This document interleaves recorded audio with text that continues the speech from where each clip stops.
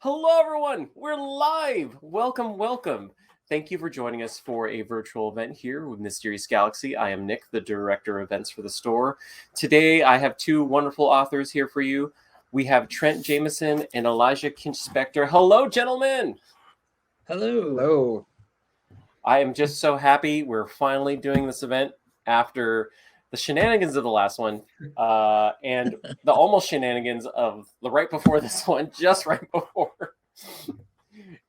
Everyone who's tuning in, you get to see the part that's working, so you're good. Trent Jameson is a multi-award winning Australian novelist and a short story writer. He is the author of Day Boy, which I have right here in my hand, the Death Work series, and the Nightbound Land duology. Also joining us, we have Elijah Kinch Spector. Don't get too excited. This is a copy I got ahead of time. The book has been pushed back, unfortunately, but you can pre-order it, so don't go too far. Please do. Yes. He lives in Brooklyn, and Kalina, the Soothsayer, is his first novel. Gentlemen, thank you so much for being here. How are you both today? I'm good. I'm awake. I've had my coffee, so it's always good. It's great to be. And I'm winding down for the night, but I'm doing well. Yeah. Yes, we're at like the two opposite ends of the time, and I'm in the middle. Because Elijah's in New York and Trent is in Australia. It's about 9 o'clock there versus 7, and it's 4 o'clock my time currently. Whatever time zone you're watching this from, or if you're watching this in the future. So I just want to say thank you again for joining us, everyone. If you haven't gotten your own copies yet of Day Boy or pre-ordered your own copy of Kalina, you can go ahead and do that by clicking the link below. That'll take you to our website where you can pre-order or buy your copies, and we will guarantee you a signed book plate while supplies last for both Trent and Elijah, because we have those right now. If you have any questions that you want to submit for later in the program, there's also a link below that says Ask a Question. Put those in there, and they'll be answered later on. So I'm going to go ahead and just before we talk about the books, I want to just really discuss how stunning these covers are. I know we're told not to really judge a book by its cover, but how can we do that when both your books are just really good? They did a great job with them. Oh, absolutely. Every Erewhon cover, the Erewhon is our publisher, Erewhon Books. Every cover of theirs is incredible, honestly. And you can judge a book by its cover like a little bit. Like I kind of do. Like, it's why they're there. But yeah, no, they're all beautiful. I was very happy with how mine came out for sure. Yeah, I love my cover. The cover for both my books, the Stone Road, is beautiful as well. And they're both by Christina Kalida and designed by Adana Lee. And they're absolutely gorgeous. And they make me very happy when I look at them. And in fact, I've got the old cover, the Australian edition looks like that, which I really love too. And it captures the book as well. But I just like the way they both talk to the book in different ways as well. But that's the prettiest cover I think I've ever had. I must say, I do enjoy this one. This is bling. That has the gold that shimmers on it. It's great. They're definitely very different vibes, but they both I think represent the book very well for sure. And what was your artist on this one? The artist is Sasha Vinogradova. Is her name, and I've looked at some of her other art. She's on Instagram. She's great. It's really so good.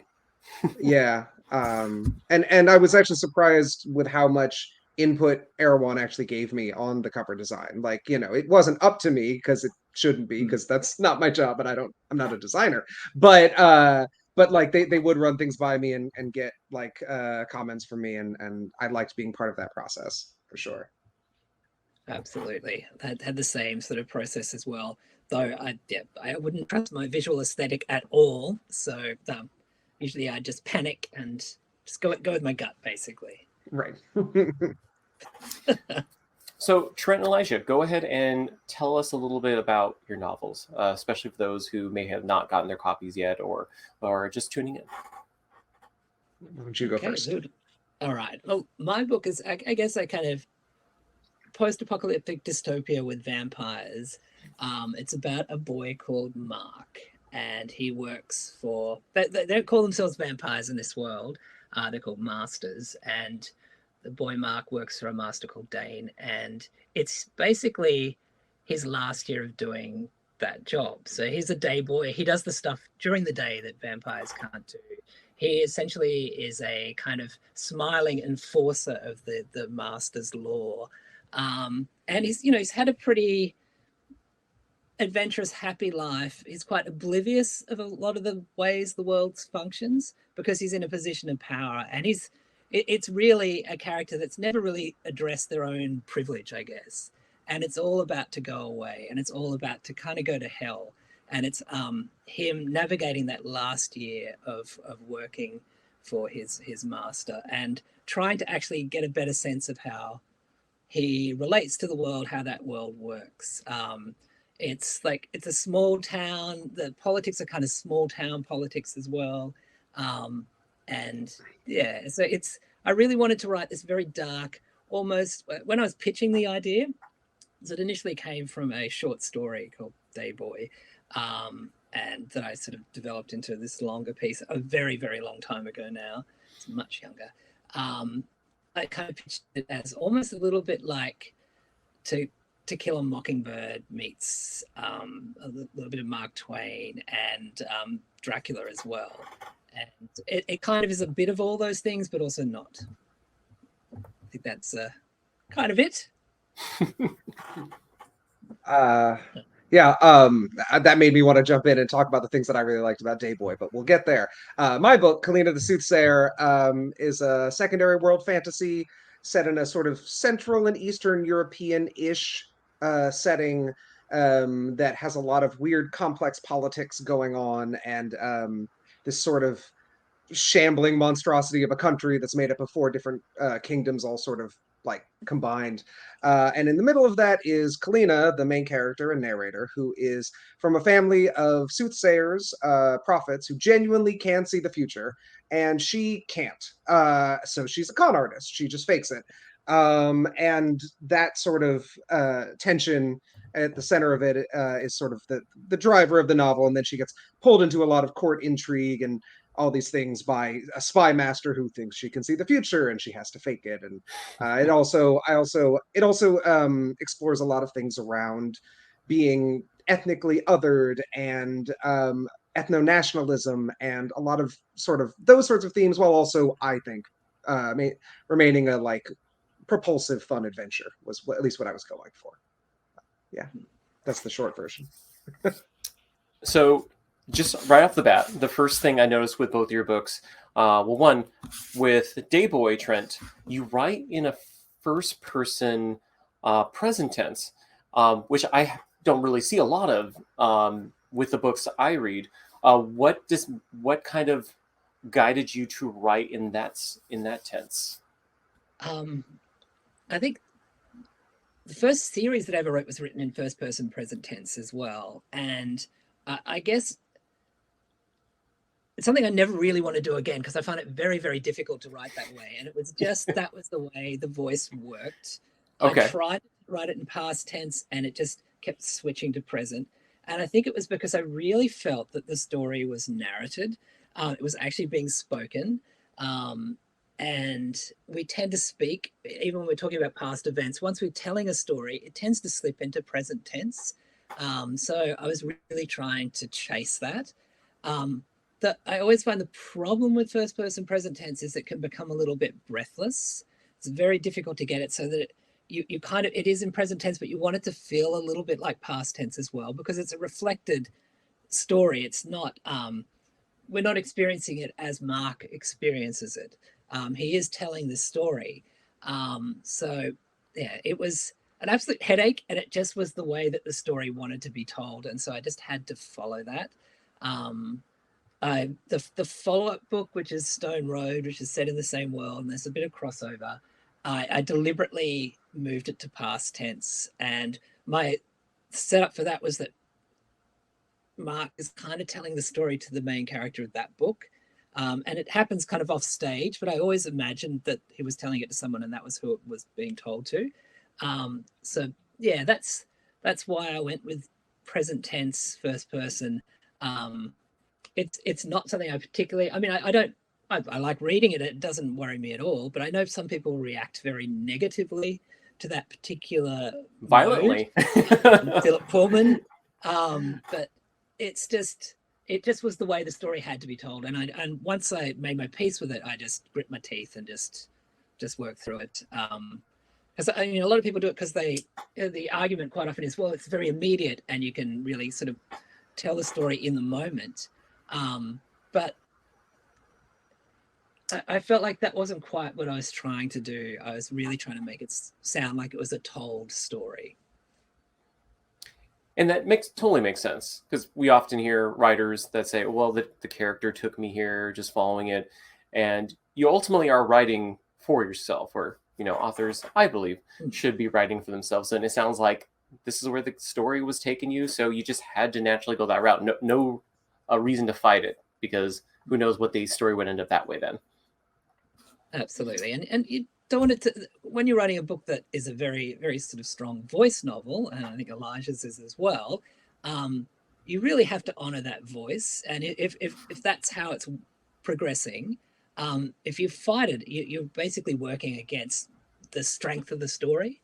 So it's like, you're choosing to get on the river and go along and steering the boat, but it's still, that voice is what's flowing through the story. And Elijah, for Kalina, first thing I noticed when reading was you have not only chapters, but you also have inside like the sub-chapters or, sections within the chapters. What prompted you to want to write with those? Because that's also something I don't see really a lot of these days, because it was very interesting. Yeah. So like it's also in first person, not present tense. I do like books that are written that way, but I'm not sure that's a thing I can do. Maybe someday I will. But it's past tense, but it's in first person, and it's very the reason why the chapters are the way they are, some are very short, some are very long. Sometimes there'll be a chapter that's about a whole thing that happens. Sometimes there'll be a chapter that's just an aside about something else that's not even a full page. And the reason really is that I wanted to fully sort of, I wrote it in first person because I wanted to fully kind of get into Kalina's brain, like the way that she thinks and the ways that she thinks that are similar to the ways that I think. And it's sort of the way I often say it is the book isn't stream of consciousness in the way of, sentence by sentence Joyce or something. But I think that the structure is almost stream of consciousness. Like she'll be reminded of something and then there'll be a little chapter about that other thing, and then it'll come back to what's happening. And it was sort of it was partly a way to follow the character's voice, follow the character's thought process, and illustrate her thought process outside of just the way she narrates events, but also to show like this is how she organizes her thoughts, or rather they're not very organized, which is part of the character. Part of it is also that is kind of how my brain works. And after the book was done about a year ago, I found out that I have ADHD, which is maybe part of why it is so like that. But it's also had one more thing. It's also it's also part of it was also that frankly I don't world build by coming up with everything ahead of time. So sometimes there will be an aside that is her explaining a thing in the world that is important to know. And it's there because that's when I came up with it as I was writing the book.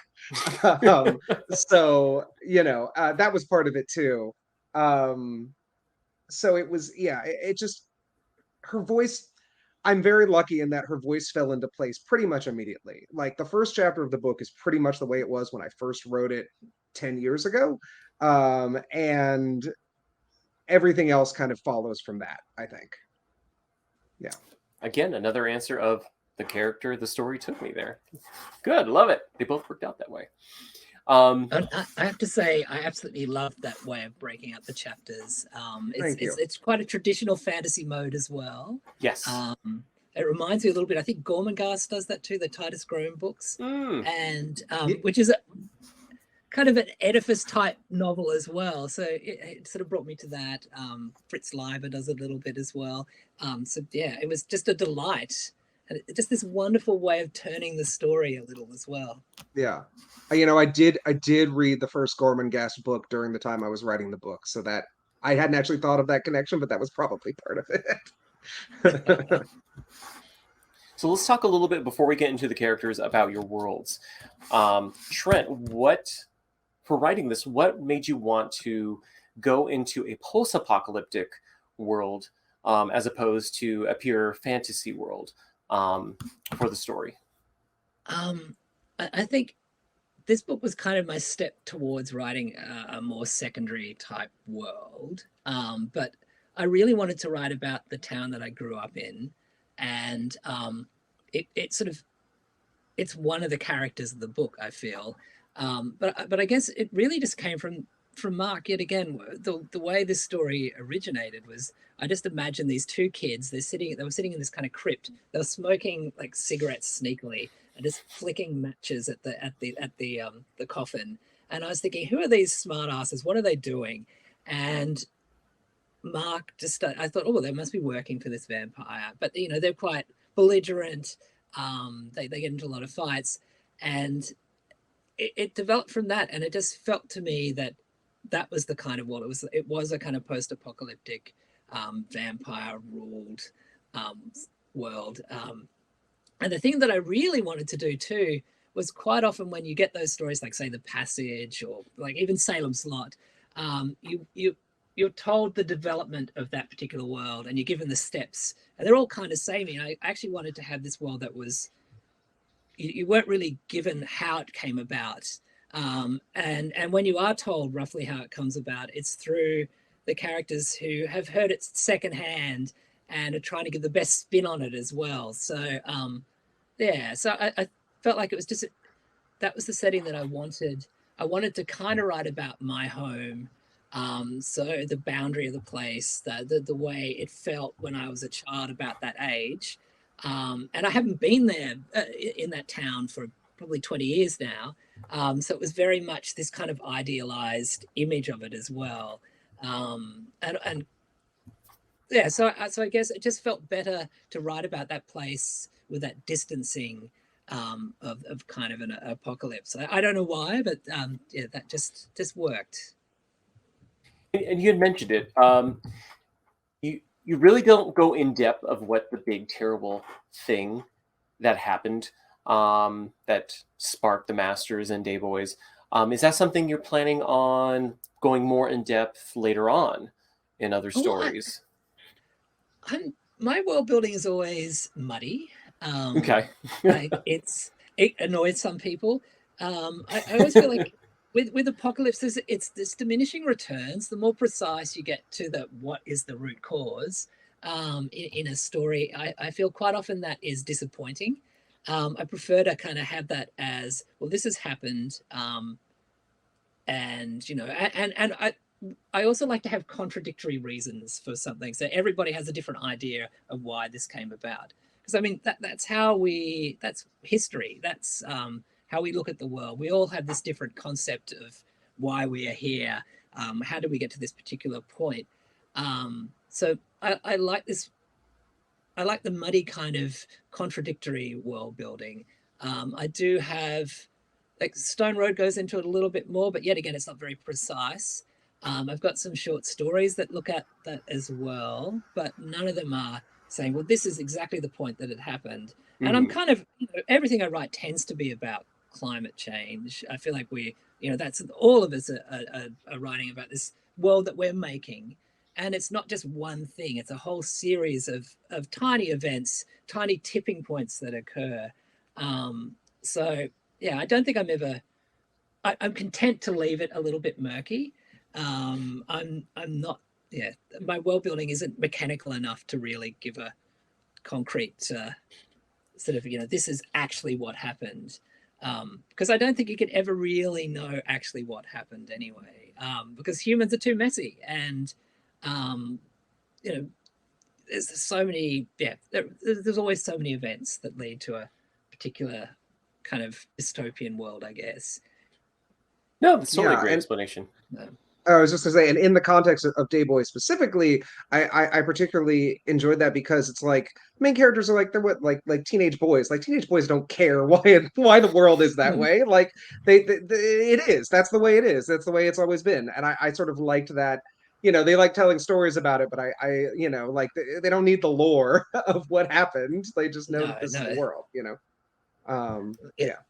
That's a great they don't point have too. a book that they refer to with passages about this happened here, right. And I love future histories. When I was a kid, that was all those things. If somebody had written a timeline for what happened in this to make up their world, I was all for that. And I used to do that myself, but yeah, it just doesn't appeal to what I try to do when I write books.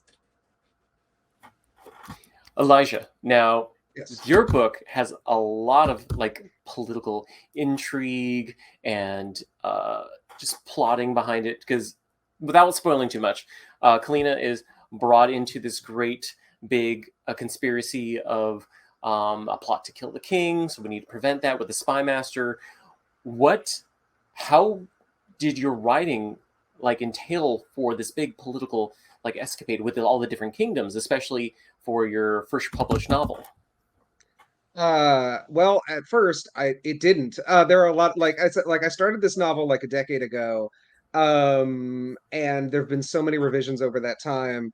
Like I'm not a big outliner. I'm trying to be better about that. So like there are definitely earlier drafts of that book where the plot doesn't work. And over time it came together better. But I think that what was important to me, making sure the plot all fits together is important, but it wasn't the most important thing. What was most important to me is like the feeling of being stuck in these sorts of systems and also of having a character in the middle of it who's like, this is all fucking stupid. Like, why do you care who the king is? Why does that matter?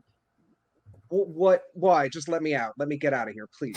And that I think was sort of that was to me more important than, I did want to make sure that the plot all came together, of course. And I think in the final version it does, but it was the most important thing to me in that was to find some kind of middle ground between having it be exciting and interesting, but also a little satirical about what those sorts of governments are.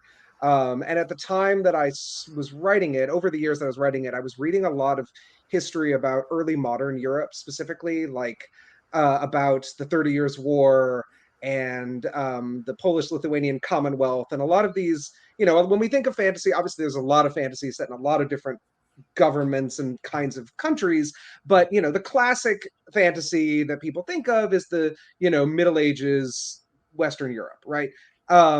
Which can lead to some really interesting stories, but often we're pretty set with our idea of, okay, well, this is this country and they've got this fortress and they've got the castle, and then there's this country, and you look at the early modern period and suddenly there's all these strange experiments happening, right? There's all these countries that aren't working the way that we think of countries having worked. One of them being the US, of course, which started in the in around that time, and jury's out on whether it works.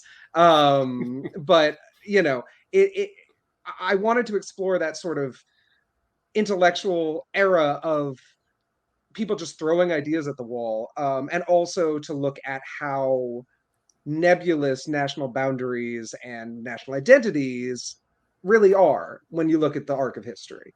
And to do that with a character who is right in the middle of it because she is from this country. This country is made up of 4 kingdoms. She is part all of them. She has background, her ethnic background is mixed from all of them. So they all think she is foreign all the time. And that, partly comes from my own, family history, being an Ashkenazi Jew. But I wanted to like look more, more kind of directly at like these political machinations are happening, but also there are real people who are both suffering because of some of them and also don't know anything about them. And I wanted to sort of capture that. I just went on a long tear there, but that was something I wanted to do. Yeah. I think you did great. Thank you. And it's so reassuring that you didn't outline that and that you found that it's so cohesive at the end, and it just holds together so well. A good editor is very important. Yes. And a good agent. My agent was a big help on that book as well. Unsung heroes. For sure. So now getting into characters. Trent Mark is, to put it nicely, a butthead at times. But I think that also plays into he's a teen. You don't really, I think, explicitly say his age, but we know that he's been under his master's care for 8 years at this point, and he started young. So he's obviously in teen years, maybe late teens. I thought it was also interesting that he could be this kind of troublesome teen, but under because he has an interesting relationship with the master. And you make it known, a lot of the boys, the masters behave differently. With his own, he tends to be a one-hand, almost a fatherly figure. But on the other hand, he has to sometimes exert himself that I am the master. So, bam. Where did you fall into finally deciding that he should be more of a typical teenager with these responsibilities instead of someone who's probably the other day boys probably scared out of their minds quite a bit? I think Mark kind of decided that. It was very I think in some ways he's quite lucky in the type of master figure he has. Yes. And I wanted to do this kind of almost father-son relationship. I mean, it is with a monster, and basically what Mark does and what Dane and the other masters do, it is a kind of monstrous act of governance. And I wanted there to be always this kind of tension between Mark he's likable. He is a butthead, but he's likable. He's got a bit of a heart of gold. He tends to get himself into trouble helping other people out.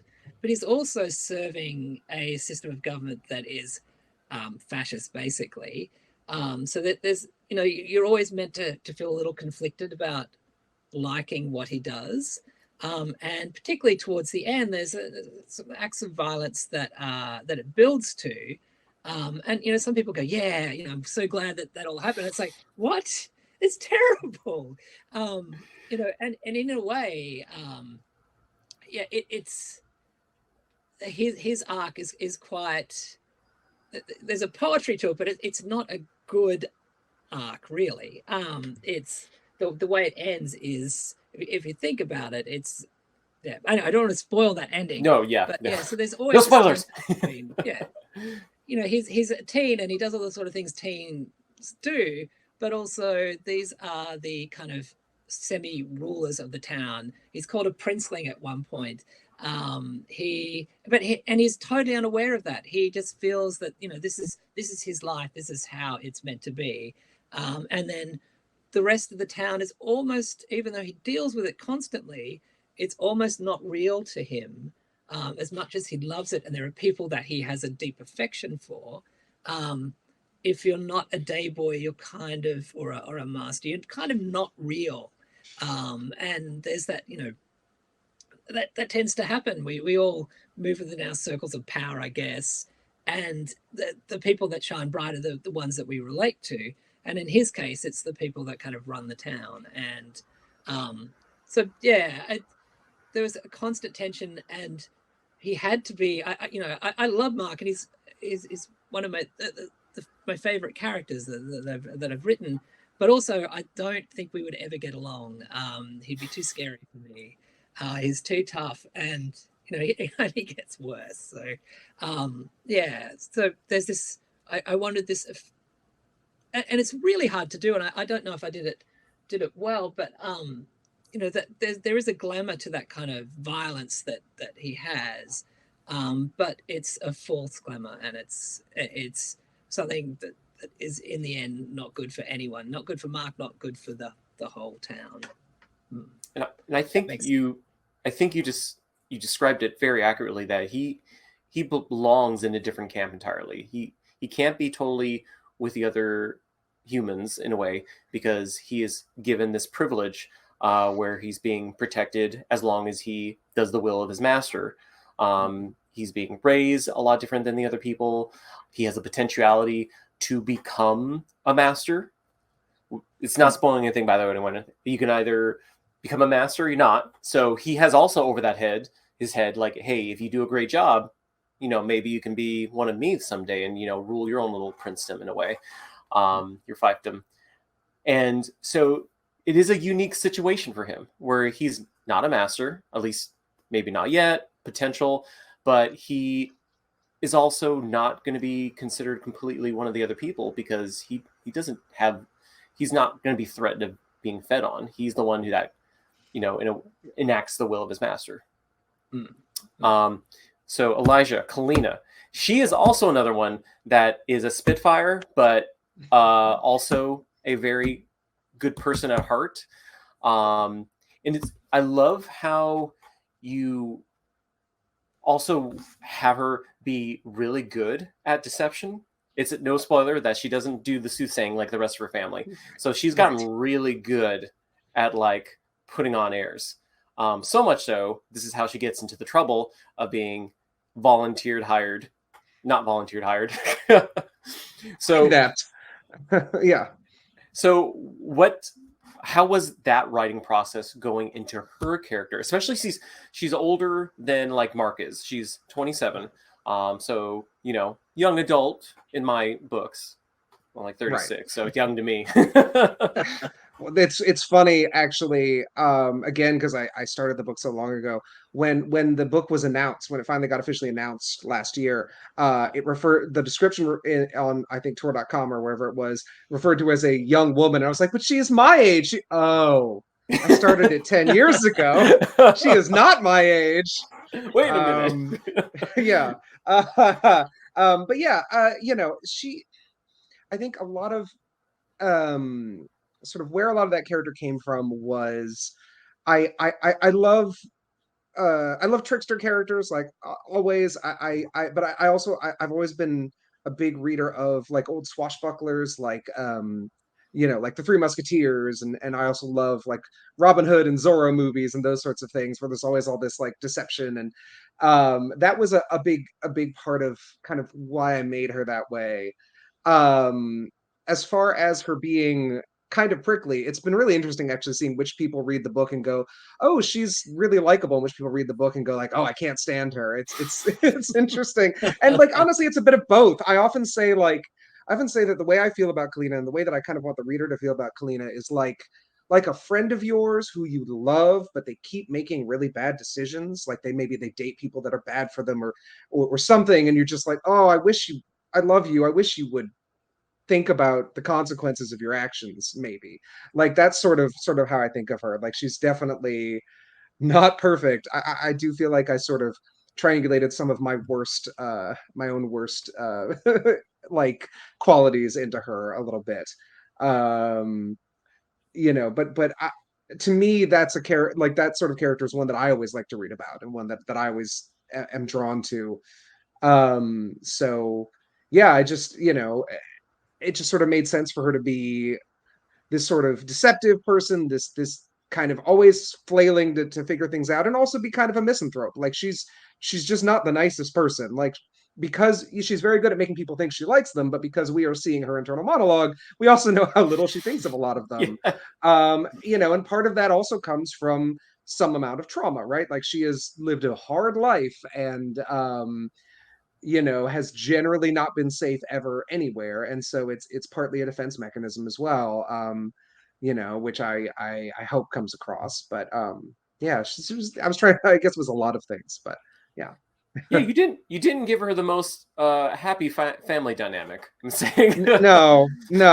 Yeah, so for those who haven't read it yet, right, for those who haven't read it yet, which is most people, because again it's coming out in October now.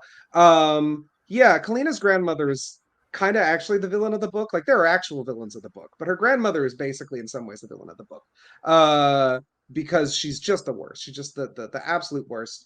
And I've been thinking about that a lot recently as the book people have been reading it, and I've been doing events, and originally when I wrote it, I think I just thought, oh, it's fun to write a mean character. Like it's just fun to write a mean character who always says mean things. And that was honestly, and it gave Kalina somebody to bounce off of early in the book. It gives you some conflict early before the real villains of the book show up. And as I've thought about it more recently, as I've been talking about it a lot, I realized that part of why so people know that the deal with her grandmother is basically because Kalina does not have these powers, her grandmother just hates her. She does not love her. She does not like her. She is never, I'll just tell you, like, I don't think this is a spoiler. She's never going to crack and there's something nice underneath. No, she sucks. She's terrible. And that's not like anybody in my family, but what I realized it was it was sort of taking the family with very, very high expectations of you and just blowing it up to the most extreme example. Which is something that I've had some experience with in my life, and like when people have high expectations and when maybe you disappoint them. But like, what if that was just completely bonkers, like just so far out there that she's just absolutely a monster? And that was sort of the basic idea for her, but I didn't realize that until I finished the book. But yeah. Which I might remind everyone, 10 years ago at this point. And when have you seen Disney's Encanto? I have not. I have heard that there are some vague similarities in, yes, that's what I was going to say. If you had watched it and go, crap. I didn't actually my spouse did watch it and she came in and went, I need to tell you about this. Because apparently there's a gift that the main character doesn't have or something. And I think I spent a night like furiously writing my agent like, oh no, I have to trash the whole book. And she was like, chill. I have a 5-year-old. I've seen this movie 20 times and it never occurred to me. Like, don't worry about it. Also, like, I don't know. I haven't seen the movie. I assume that because of how Disney movies work, she probably gets powers at the end. And I will tell you, Kalina does not. That is not how this story works. So, I will say your grandmother is much, much worse. So, yes, good job. Excellent. Good. Good to hear. No. There's no nice core in her. She is monstrous. And like, a part of me is a misanthrope. Like, that is kind of part of where a lot of things in the book come from. And like, it is fun to write just a complete asshole. Like, it's fun. Like, it is sometimes. I don't know. And I love Kalina. I love how she totally can read the room, but can't read herself at all. And and that's where all her troubles come from. And it's because of her grandmother. She's just cut away. And it's Kalina's has to do everything with this with no emotional support, not having except for her poor dad who right. Her father is very nice, but he's not all there, so he can't really be aware of what's going on. So she's pretty much alone. It's a fun book, I swear. It is. Trent, with Mark's master, what made you want him to be more of a father figure instead of like some of the other masters who really like exuded their dominance? Because in many ways, I found myself like feeling sympathetic towards him, and I know he's like supposed to be this, being that controls and he has to feed, so like a monster, but also like, oh, he's not that bad.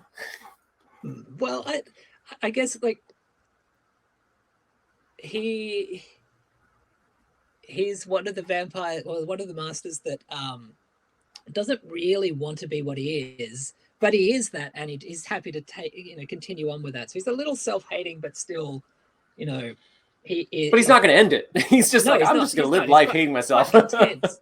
And I guess, in a way, that the kind of the family dynamic is a little bit like my family dynamic, and my dad's in this. And it's so we butted heads a few times. I just really wanted to see, because he is different to the other masters in their relationships to their day boys, but it's still set up within this very problematic system. And so he, in a way, he tries to do the best for Mark, but in the way he quite often does the worst for him. He doesn't really allow him to adapt to his environment. He's always, stepping in between. And even after Mark does things that he just doesn't do what he's told most of the time, and Dane allows him to do that. And in some people that would allow a kind of a personal growth. With Mark, quite often it's one step forward and then 3 steps backwards. And So yeah, I just found it worked because the story kind of came out in sort of in bursts. That dynamic just was the way the story needed to go, and I, Dane, I really like him as a character. Interestingly enough, in the short story that was the sort of genesis and kind of is a chapter in the book, he's not really present other than in a note, but his whole character is in that little like about a line or two, and so I guess just like Mark, he was kind of whole sprung into the story. So he serves a very good purpose in moving the narrative along, but it's also just that was how he was. And I guess he's a little bit like Atticus as well, if you're going to use To Kill a Mockingbird, but a vampire. So yeah. And it makes sense that way too, because masters, they because they came from humans, right? A long time ago, I think that's what. So it's been so long that they've been humans.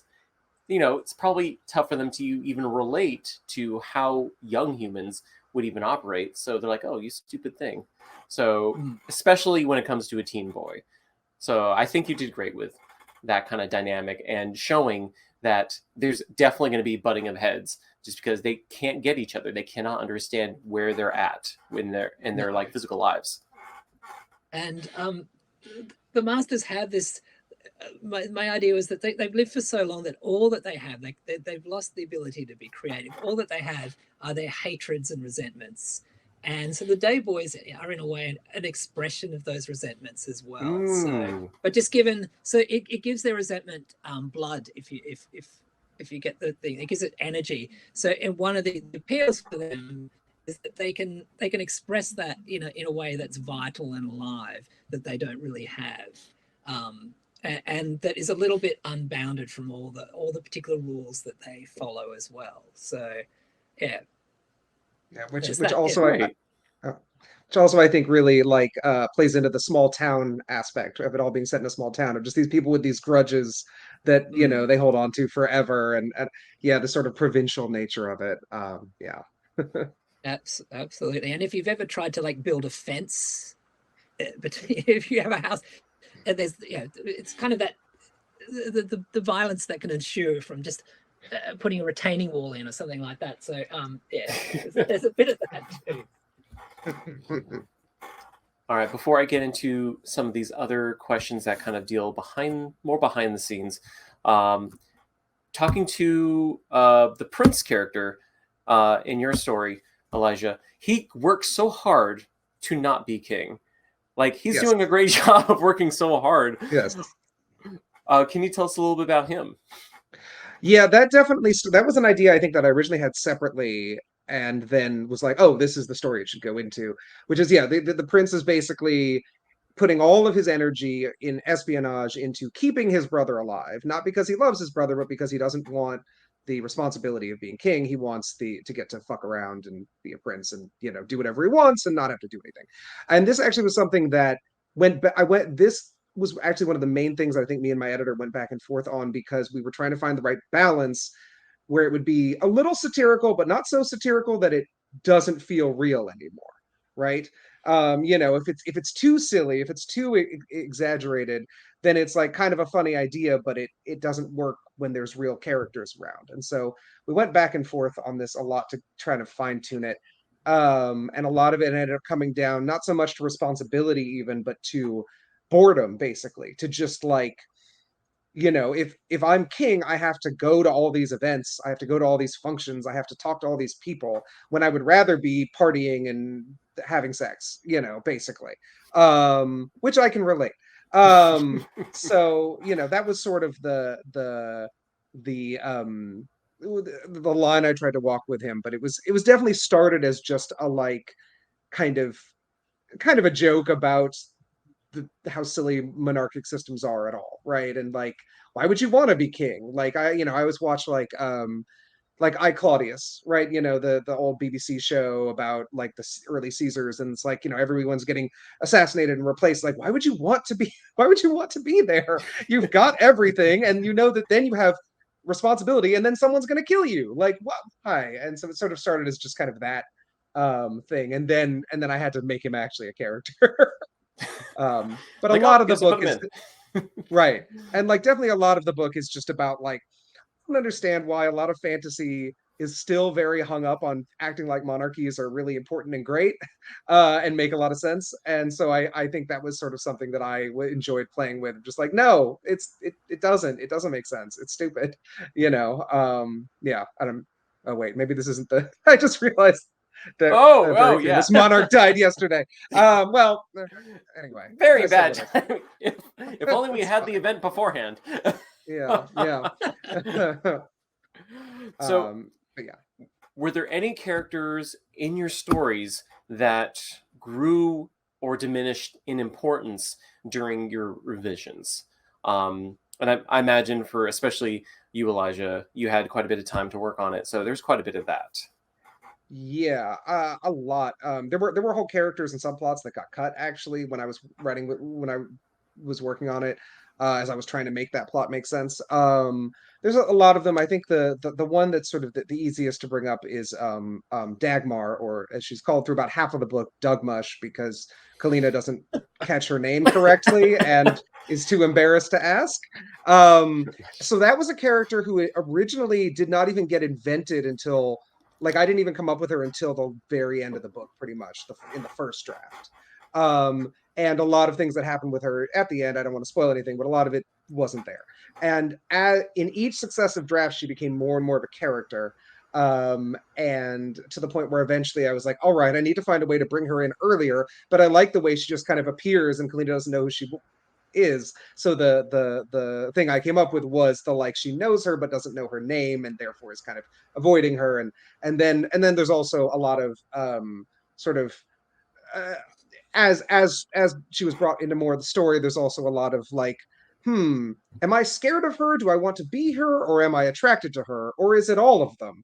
And that's, you know, part of the fun tension of that character as well.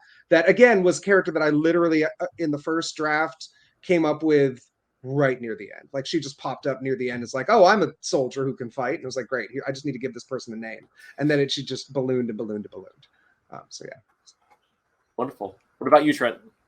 I guess the character of Egan a bit is I guess the main kind of antagonist in the end. When I originally wrote the book, there was this very complex subplot about sort of revolution, and it went through the whole book and it didn't make any sense at all. And my editor pointed out very, very quickly. That first draft that I sent to Text, which was the original publisher, made no sense. They liked it, but they just, well, but what actually happens? And so I spent a lot of my redrafting was actually taking those elements out of the book and kind of simplifying the plot. And because it, like I said, the book came in bursts.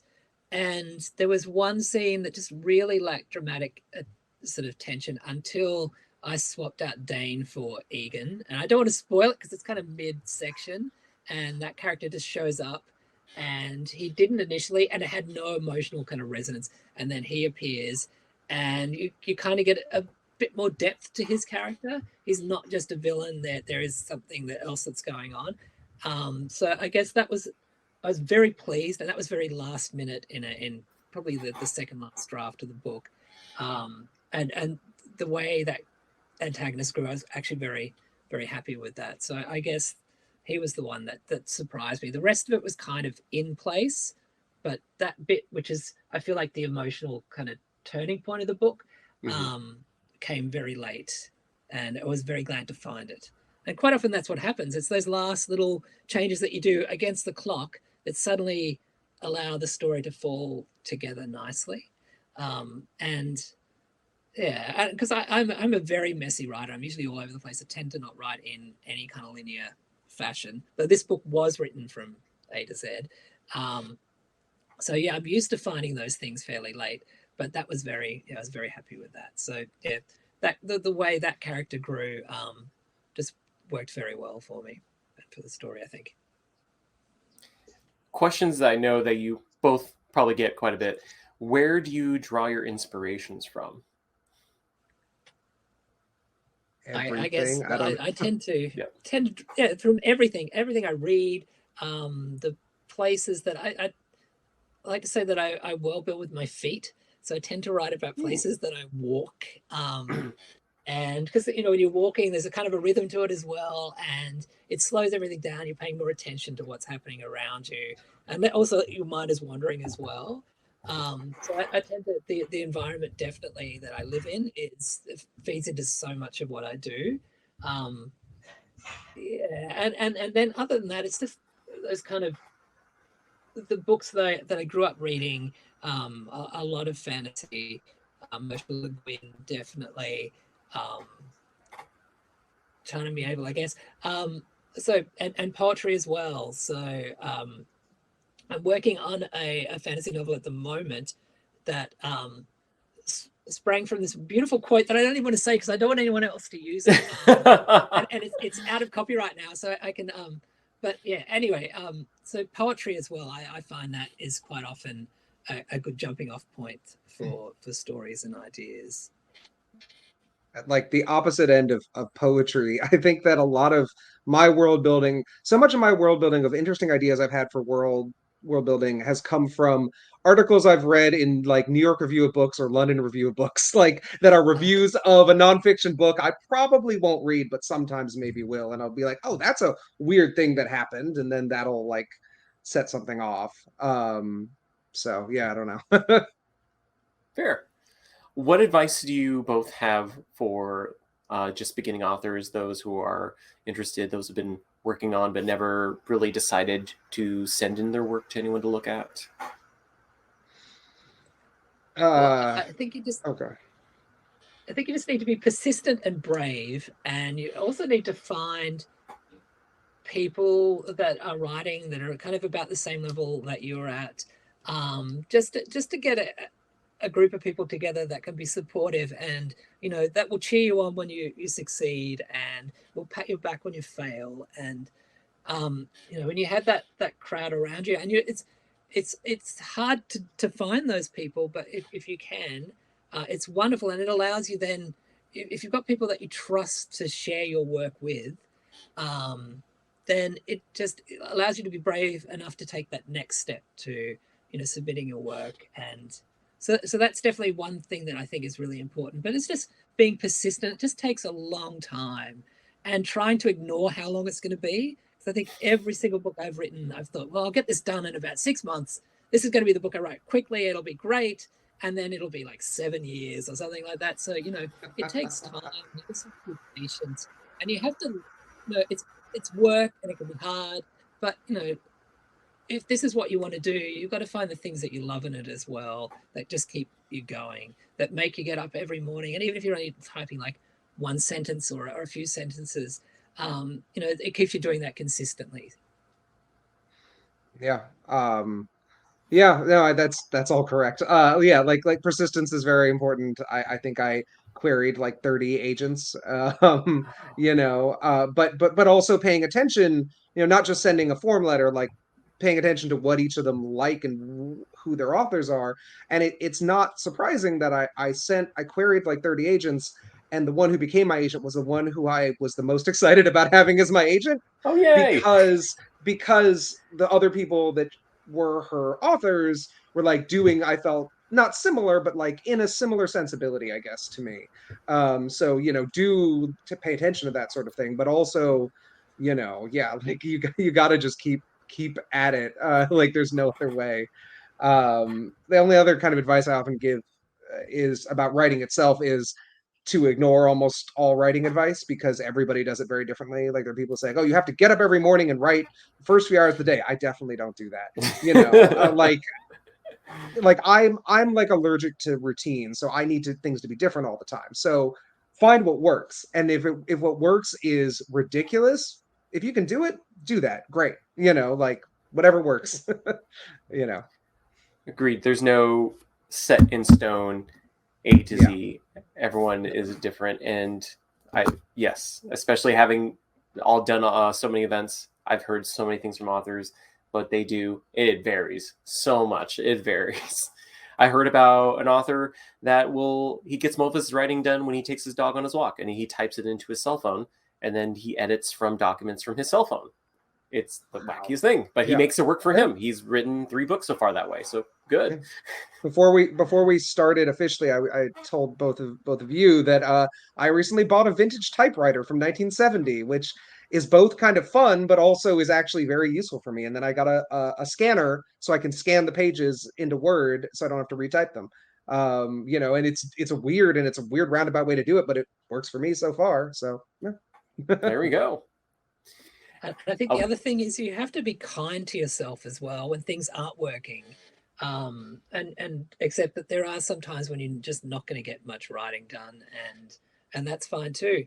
Like, there's quite often I'll write on the bus on the way to work. If I'm riding my bike, I'll be thinking about it, and then I'll type some stuff in just before I start work as well. But yeah, some days I'm just too tired. The kids haven't slept all night, and it's just and that can last for a while, and that's fine too. It's just being patient and kind to yourself. Absolutely. Is there anything you both are working on that you can talk about right now? There is a sequel to Kalina the Soothsayer. I'm not sure when it'll come out. Original plan was next year, but given all the like delays with the first book, I can't say. But I'm working on a sequel. Just so everybody knows, the first book is a complete story. Like it has an ending. It's not like one of those fantasy series where it's like ends on a cliffhanger and the next book picks it up. Nothing wrong with that, but that's not what this is. The first book is a full story that ends. The second book is a new story set a couple years later. Kalina is still the main character, but she is not the narrator of the second book. Somebody else is the narrator, because I thought it would be more interesting to move to a new POV character and do more of like a Holmes and Watson, where it's the person who's seeing the person, the person who's seeing the main character and going like, what is going on with them? And the reader will already have some idea having read the first book. So yeah, that's the short answer. Well, I'm still deep in a novel. It's kind of sort of an industrial portal novel, I guess. But it's about art and craft and horrible uncles. So that's the thing I'm working on at the moment. And then I've got a picture book out next year. It's my second one, called Mr. Impoppable, which is about the friendship between a balloon person called Mr. Impoppable and Gerald, who's the balloon popping champion of the world. And it's this little contest that they have. It's so ridiculous. It's the silliest book I've ever written. And I'm really excited for that to come out, because the last book I wrote was a picture book, was The Giant of the Sea, which was illustrated by Ravina Kai. Conveniently right there. It's quite a grim book about climate change, and this book is just pure silliness and about friendship, and so I'm excited to do that. It's so different to anything else I've written. So yes. I love it. I love that juxtaposition: the unstoppable force versus the unmovable objects. Kind of way. It's exactly it. And it just gets crazy, this competition that they had. So yes, and the artist sent me a 3D model of one of the things that I write about in there, and it's just like, it's scary, but so silly. Cool. Well, we have hit the hour mark. We're out of time, but I want to make sure both you gentlemen plug. Where can people find you on social media? Well, I'm on Twitter, so Trentonomicon, and Instagram is kind of private, but people can request, and I'll let them in. So they're my two places. I'm pretty quiet on the socials, but yes, just mainly the last couple of years with having a lot of kids, it's just been a bit crazy. But we get it. Definitely there, and I'm definitely contactable. So I have a webpage as well, so trentjameson.com.au. Wonderful. What about you, Elijah?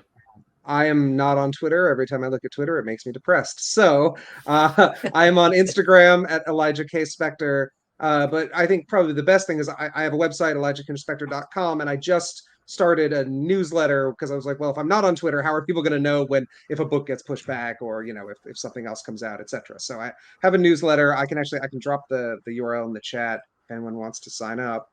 Perfect. Yes. Yeah, right there. So yeah, that's probably the best way to keep up, because like I'm on Instagram, but Instagram has a weird algorithm, and also half the time I'm just showing off my outfits and selfies because I'm also very vain. So if you want that, follow my Instagram. Yeah. I mean, using Instagram to its full potential. There we go. Exactly. Well, thank you so much, Trent and Elijah. I am so glad we were able to finally make this event happen for you both. Yes. Thank you. And for everyone out there who's watching, thank you so much for tuning in. Don't forget, you can still, if you click the link below, have your chance to currently buy your own copy of Day Boy, or at this point, pre-order your own copy of Kalina the Soothsayer, and we'll make sure we get those to you with a signed book plate from Trent and Elijah, unless supplies are gone at that moment. But yes, thank you so much for tuning in, everyone. I hope you have a great evening, day, whatever time you're at. Bye, everybody. Bye so much. Bye, Trent. Bye, Elijah.